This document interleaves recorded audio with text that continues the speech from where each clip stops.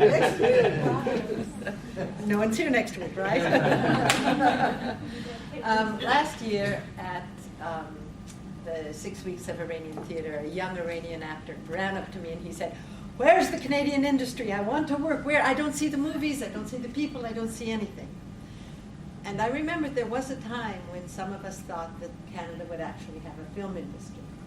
And then I started to come here and I realized you never saw Canadian films and you have no idea. So in 10 minutes, I will try and tell you what happened. And if any of you want to know more, just call me and we'll go for coffee and I can talk for days about this. You have to figure out how to do this.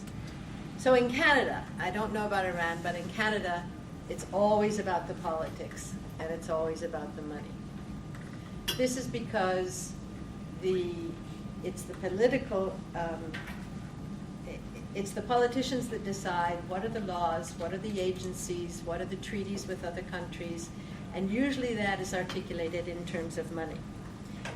Before any, see, I knew this was going to happen. I'm sorry.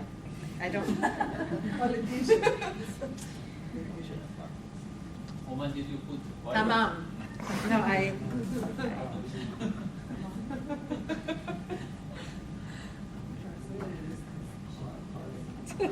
think it turned off.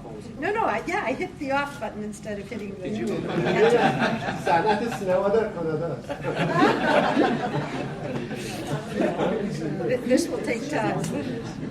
So I will tell you.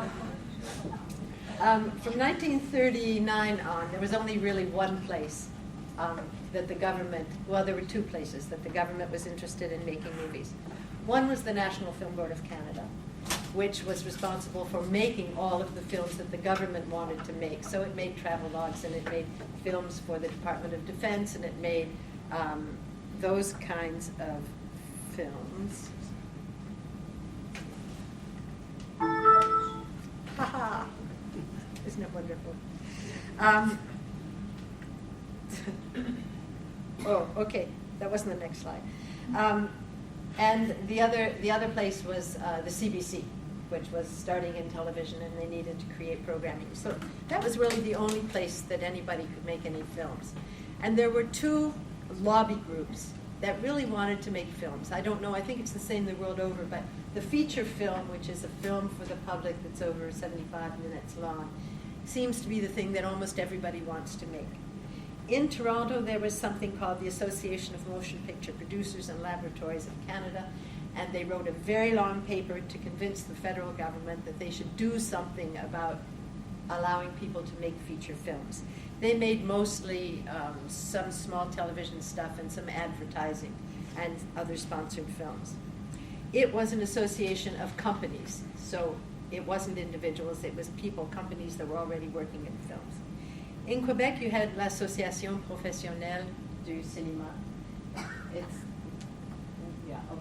And most of these were individual filmmakers that worked at the National Film Board. They weren't actually companies, they didn't know how to do that.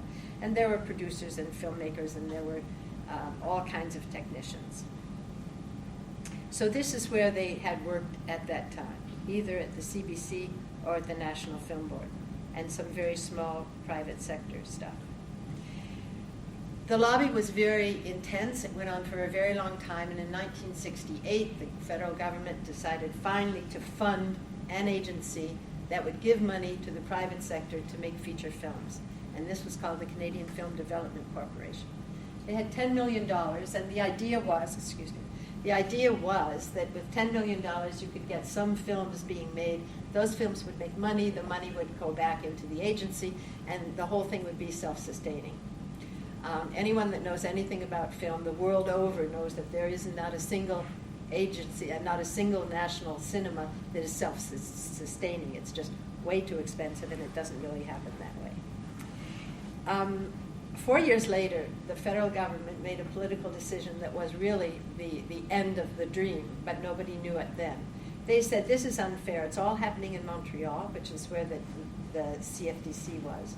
And some people from Toronto would feed into it, but for political reasons, they thought filmmaking should go across the country. They thought it should be in Halifax, and it should be in Saskatoon, and it should be in Alberta, and it should be in Vancouver. Vancouver had its reason to be because it was very close to California, and a lot of the California companies did come up to Vancouver to make films.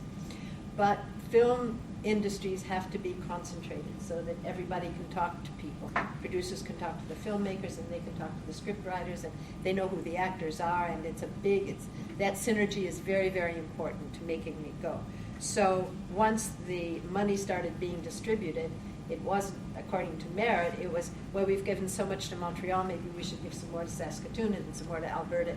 It was a crazy system. So since this wasn't feeding back and making the industry independent, they had the idea of having a 100% capital cost allowance. And what that meant is that if you wanted to give money for films, and they sold these things like stocks, right? They made a prospectus, they filed it with the what's it called? It's the SEC in the States, the Toronto Board of Trade or whatever, and then you would buy shares. So if you invested $10,000 in a Canadian film, pardon? TSX, right? Yeah, but it wasn't that. It's the Ontario Securities Commission. There you go. It's been a long time since I thought of this stuff. So if you spent $10,000 in film, you could subtract $10,000 from your income tax. So if you gave $100,000, you could do more. And not only could you give $100,000, but you could go to cocktail parties with Burt Lancaster and people like that. And it got very, very interesting. There were stories I could tell you about that period which are just really crazy. The first guy to write a prospectus and get it accepted in Ontario was from Montreal. And we, of course, in these prospectuses, when companies sell stocks, they have to reveal a lot of information. So all of a sudden we could get these prospectuses, and we knew all this stuff that we had never known before about the producers and the money and all of that. So I looked at the address in this thing in Montreal, and it was at the corner of St. Catherine Street and Saint Laurent, which if you know Montreal, you know that that's the red light district, right? So I went down because I wanted to see who this guy was, and I went down, and it's a pinball parlor and I asked for Claude Castrovelli, and he said he's in the back, and here's this guy with his change belt on, giving change for people who are playing the pinball machines. And I said, he was a graduate of McGill, by the way. And I said, are you Claude Castrovelli? And he said, yes. And I said, oh, I'm Connie Tadros, and stood up real straight like this to pitch me that he was going to be the producer of this first film. Well, people came out of people came from everywhere. There was a guy at Oxford that quit his job and he came. There were lawyers like Garth Drabinsky and Michael Levine, if you still know them. They started getting into the industry. It was just absolutely crazy. Countries that have national film industries usually have a source of revenue. And it was in the 20s that the Americans dominated. As soon as motion pictures became a viable commerce, they went to Australia and Britain and Canada, and they bought up all the theaters, and they sent all their pictures. And the Brits reacted very quickly with what's called a quota. They said a certain percentage, 20%, 30%, 50%, of films on our screens have to be from Britain. And that kept the Americans from dominating the screens. Australia and Canada didn't do that. By the 50s, the quota wasn't enough in Britain, and they started having a levy, which means that a certain percentage of the money that's gotten at the box office goes back into production. We didn't do that. France does it, Germany does it, Italy does it, which is one of the reasons why their film industries tend to be more vigorous. The capital cost allowance, the money that got into the industry, just made the industry boom. You can see that we went from 2 films in 2 years, 15, 20, and then came the capital cost allowance. In 1981, Canada officially took 56 films from that year, and that was probably less than 50% of the production. So it was really just going crazy. The Directors Guild, which are the people who direct the film, they had 190 members in 1977 and 650. You've heard about the condo boom in Toronto. Well, this was a boom like nobody had ever seen. And the investors, people who started up investment companies, were as important as John Turner, who eventually became the Prime Minister, and Donald Johnston, who was the head of the Treasury Board. So there was a lot of money to be made. And one of the things that happened is that the film's budgets just expanded by the time you had to do a prospectus and you had to hire the lawyers and you had to sell the thing, so that the finances were at least 22% of the film budgets all of a sudden. A film like this, which was Louis Malle's second Canadian co-production during this period, if you've read Wikipedia, you heard the story about this film. They told him early on in the year, we've got money for you if you can make a film that is finished by the 31st of December. Because for that tax year to qualify, you had to get the film finished.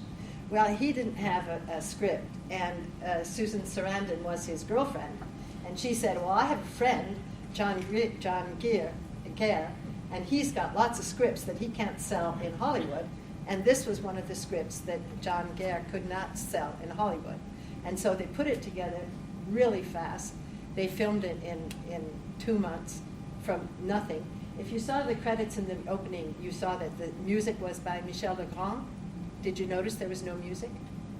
They paid him to write all the music, and then they decided not to use it. So that was the sort of time we were in. Obviously, this wasn't sustainable. Many of the films were just crap. There was a guy, Harry Alan Towers. He was a Brit, but he couldn't go back to Britain for reasons we didn't know. He came up here. He was wanted for trafficking minor girls between states, pimping them in the United States. He came up. He made a film called The Treasures of King Solomon in Angola. No one's ever seen the film. No one's ever. But he's got the money for the film in his pocket. So it was quite crazy. Obviously, it had to come to an end. The government announced, well, from the beginning of the year, we're just not going to have a capital cost allowance anymore. The industry went crazy, so they did half the next year, and then they cut it back. And now it's done by tax credits on the money that you spend. At that time, this sort of corresponded with the PQ in Quebec, and a lot of Anglophones left to come to Toronto. Many Canadians, I don't know if you saw in the credits, but the producer of this film was the producer of Duddy Kravitz, and he left for the States. He never made another good film, but he certainly made a lot of money. The outcome of all of this activity here was that all of a sudden we had super film crews. We had a lot of everything. We had a lot of equipment. We had a lot of technicians. We had directors. We had project managers. So and we had $1 that was worth 60 cents American. So all of a sudden, all the Americans came up and started using Montreal and Toronto and Vancouver as sites. I mean, even the film Chicago was filmed in Toronto. So all of the industry kept being employed, but the idea of doing a Canadian film was much less interesting, because people said, if you can make a film like Atlantic City, and you can use international people, and you can use scripts that come from, why bother with Canada? Because the government keeps changing the rules, and we can't get a hold on what we're supposed to do. So that was really the end of the industry as we knew it. That doesn't mean that people don't keep making films, because they do. But this whole idea of something which would reflect the national identity, how do I go backwards? Christy, back 6. Okay. Sorry. Okay. There were always a lot of Canadians that went to Hollywood before we had an industry. You may know Norman Jewison, who made Moonstruck. He's the guy that gave all the money for the Canadian Filmmaking Center that's up on Bayview or wherever. Cameron, who made the Titanic, is Canadian. The Reitmans, who gave the plot of land that the Bell Lightbox is built on, were Canadians.